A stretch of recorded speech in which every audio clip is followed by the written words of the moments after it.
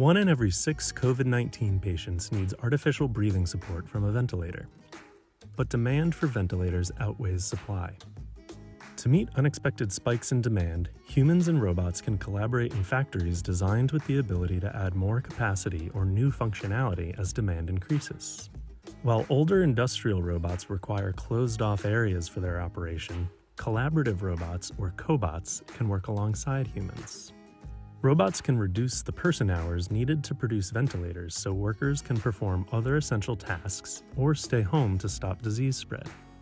Robots can help produce ventilators faster, and they can maintain safe social distance between their human colleagues. 3 technologies can combine to enable robotic systems to be faster integrated, reconfigured, and validated for safety.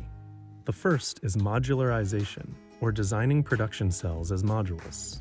If the demand increases, additional modules can be added, like toy construction bricks.